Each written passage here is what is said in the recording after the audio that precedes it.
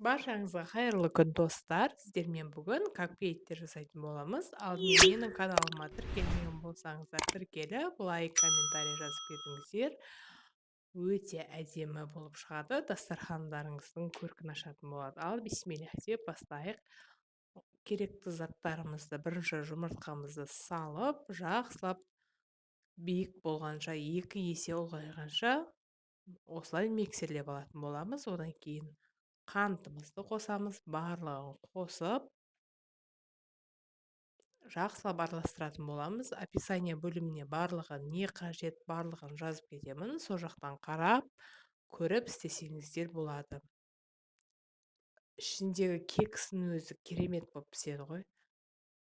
Барлығын осылай нан салып, сұйық майымызды, сүтімізді құйып аламыз да, және бір миксерлеп жіберетін боламыз.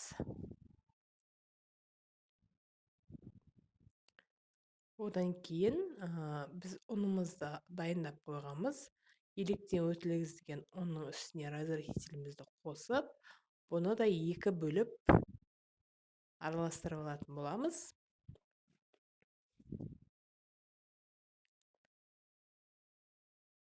Барлығын осындай бір қалыпты сұйық массаға келгенше жақсылап отырып, осылай миксерлеп алатын боламыз.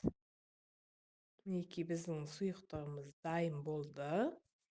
Противенімізге осындай қалыптарын қойып шығамыз.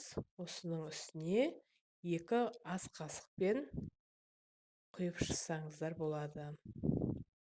Дәл осы рецептпен істесеңіздер, дәл менікіндей 15 штук капкейк шығады бізде. Осылайынан мен мына жерде кондитерлік мешокқа құйып істеп жатырмын. Қасықпен ыңғайсыз болды да маған.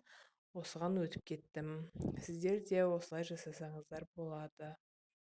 Барлығын осылай құйып алып, 180 градуста пісіріп алатын боламыз. Суығанша алып қоямыз да, креміне кірісетін боламыз. Менде мына жерде 33% сливки, творожный сыр, үйдегі бар қант салып істедім. Сіздер сахарный пудра жасасаңыздар да болады. Негізі майда қанттан да болады. Жақсылап креміміз қатқанша осылайынан миксерлеп алатын боламыз. Мінекей біздің креміміз дайын болып қалды. Өз формасын ұстайтын крем шығу керек бізде. Мінекей, бұны да осылай насадкамызды салып, мешогымызға салып алатын боламыз.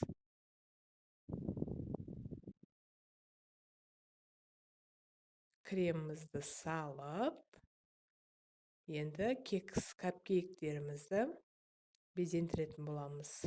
Осылай салып істесеңіздер өте ыңғайлы болады. Мына жерде жаймен көрсетіп жатырмын. Осылай шетінен бастап, одан кейін жоғары қарап көтеретін боламыз. Мінекей осылайынан барлығын осылай жасап алатын боламыз.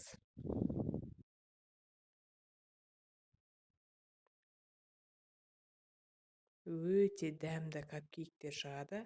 Әрі дастарханыңыздың көркін ашатын капкейктер болып шығады бізде. Осылай бетіне посыпка септім мен. Сіздер жәндегі жеміс қойсаңыздар да болады. Құлпынай, не бар, соның бәрін қоюға болады. Мінекей бізде осындай сұлулық шықты. Сіздер де жасап көріңіздер. Қазақ контентінің дамуына үлестеріңізді қоса отырыңыздар. Сау болыңыздар.